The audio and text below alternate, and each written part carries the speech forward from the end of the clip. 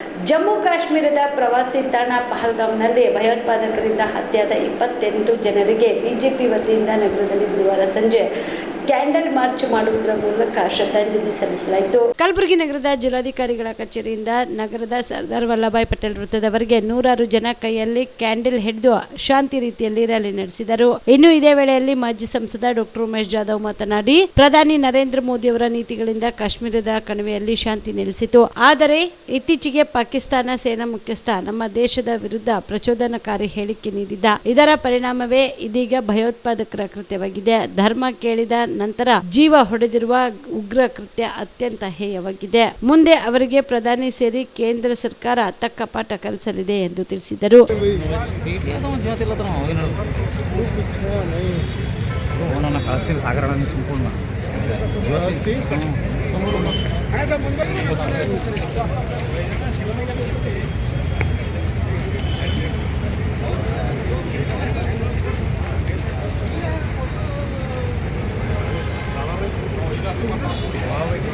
आया जी थोड़ा हाथ आना ना।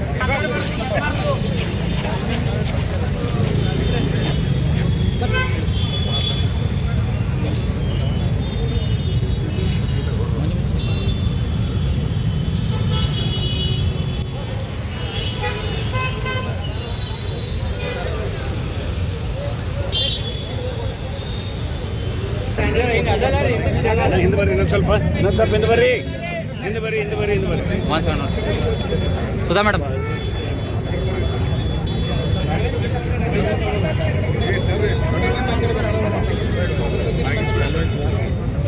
ನಾವು ಭಾಳ ವರ್ಷದ ನಂತರ ನಿನ್ನೆ ಸಾಯಂಕಾಲ ದೊಡ್ಡ ಅನಾಥ ಆಗಿದೆ. ಪಹಲ್ಗಾಮ್ ಕಾಶ್ಮೀರ್ ವ್ಯಾಲಿಯಲ್ಲಿ ಉಗ್ರವಾದಿಗಳು, ದೇಶದ್ರೋಹಿಗಳು, ಮಾನವತಾ ವಿರೋಧಿಗಳು ಅಚಾನಕ್ ಏಕಾಏಕಾಗಿ ಗೋಲಿಬಾರ್ ಮಾಡಿ ಅನೇಕ ಜನರಿಗೆ ಹತ್ಯೆ ಮಾಡಿದ್ದಾರೆ.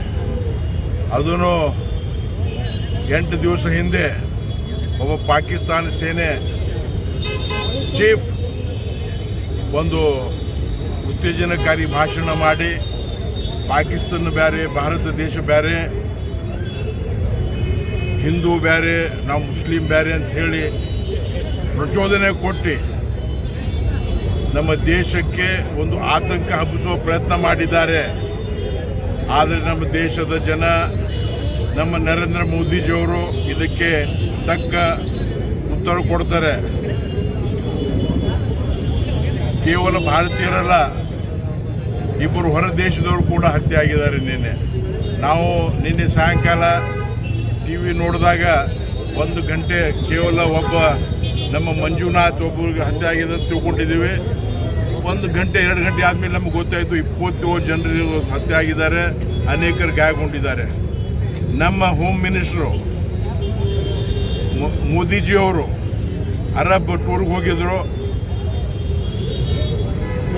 ಅದು ಮುಟುಕುಗೊಳಿಸಿ ವಾಪಸ್ ಬಂದರು. ಅಮಿತ್ ಶಾ ಅವರು ಕೂಡ ಎಲ್ಲ ಕಾರ್ಯಕ್ರಮ ಬಿಟ್ಟು ರಾತ್ರಿ ಹೋಗಿ ಅಲ್ಲಿ 3-4 ಮೀಟಿಂಗ್ ಮಾಡಿ ಪರಿಸ್ಥಿತಿಯನ್ನು ಹದ್ದುಗುಟ್ಟಿಗೆ ತಗೊಂಡಿದ್ದಾರೆ. ಇದನ್ನು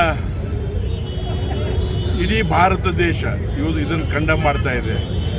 ಇದು ಬಹಳ ಸಂದರ್ಭದಲ್ಲಿ ಬಿಜೆಪಿ ಗ್ರಾಮಾಂತರ ಜಿಲ್ಲಾ ಅಧ್ಯಕ್ಷ ಅಶೋಕ್ ಬಗಲಿ, ಪ್ರಮುಖರಾದ ನಿತಿನ್ ಗುತ್ತೇದಾರ್, ಅವಣ್ಣ ಮ್ಯಾಕೆರಿ, ಶಿವಯೋಗಿ ನಾಗನಹಳ್ಳಿ, ಮಾಜಿ ಶಾಸಕ ದತ್ತಾತ್ರೇಯ ಪಾಟೀಲ್ ರೇವೂರ್, ಶರಣಪ್ಪ ತಳವಾರ್, ಮಲ್ಲು ಉದ್ನೂರ್, ಬಿಜಿ ಪಾಟೀಲ್, ಮಹದೇವ್ ಬೆಳಂಗಿ, ಉಮೇಶ್ ಪಾಟೀಲ್, ಡಾಕ್ಟರ್ ಸುಧಾ ಹಾಲಕಾಯಿ ಸೇರಿದಂತೆ ಅನೇಕರು ಭಾಗಿಯಾಗಿದ್ದರು. ಮದುಮಗನ ಹಾಗೂ ಕುಟುಂಬದ ಸದಸ್ಯರ ಸ್ನೇಹಿತರ ಬಟ್ಟೆ ಖರೀದಿಗೆ ಹೋಗೋ ಪ್ಲಾನ್ ಏನಾದ್ರೂ ಇದೆನಾ? ಎಲ್ಲಿ ಖರೀದಿ ಮಾಡಬೇಕು ಅಂತ ಯೋಚಿಸ್ತಾ ಇದ್ದೀರಾ? ಹಾಗಾದ್ರೆ ಬನ್ನಿ, ಪುರುಷರ ಬಟ್ಟೆಗಳ ಬೃಹತ್ ಶೋರೂಮ್ ಮೀರಾ ಮೆನ್ಸ್ ಅವೆನ್ಯೂಗೆ. ನಿಮ್ಮ ಮನೆಯಲ್ಲಿ ಮದುವೆ ಇದೆಯಾ? ಮದುಮಗ ಸೇರಿದಂತೆ ಸಂಬಂಧಿಕರಿಗೆ, ಸ್ನೇಹಿತರಿಗೆ ಬಟ್ಟೆ ಖರೀದಿ ಮಾಡೋದಿದೆಯಾ? 10 ಅಂಗಡಿಗೆ ಹೋಗಿ ಬಟ್ಟೆ ಹುಡುಕುವ ಬದಲು ಎಲ್ಲಾ ರೀತಿಯ ಹಬ್ಬಗಳ, ಮದುವೆ, ಶುಭ ಸಮಾರಂಭ ಸೇರಿದಂತೆ ಎಲ್ಲಾ ರೀತಿಯ ಬಟ್ಟೆಗಳು ಇದೀಗ ಒಂದೇ ಸೂರಿನಡಿಯಲ್ಲಿ ಕಲ್ಪಿಸಿದ್ದಾರೆ. ಹಾಗಾದ್ರೆ ಚಿಂತೆ ಬಿಡಿ. ನಿಮ್ಮ ಕಲಬುರಗಿಯಲ್ಲಿ ಮೀರಾ ಮೆನ್ಸ್ ಅವೆನ್ಯೂ ಪುರುಷರ ಬಟ್ಟೆಗಳಿರುವ ಬೃಹತ್ ಶೋರೂಮ್ ಪ್ರಾರಂಭಿಸಿದ್ದಾರೆ.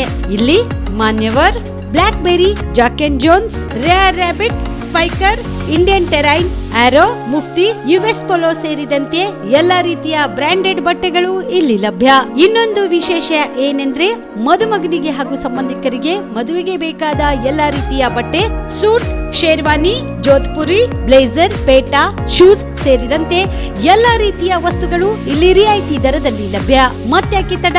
ಹಿಂದೆ ಭೇಟಿ ನೀಡಿ. ಕಲ್ಯಾಣ ಕರ್ನಾಟಕದ ಬೃಹತ್ ಬಟ್ಟೆ showroom Meera men's avenue, Lahoti petrol bunk ಮುಂಭಾಗ, ತಿಮ್ಮಾಪುರಿಗೆ ಹೋಗುವ ರಸ್ತೆ, ಕಲಬುರಗಿ. ಹೆಚ್ಚಿನ ಮಾಹಿತಿಗಾಗಿ ಸಂಪರ್ಕಿಸಿ 9916745499.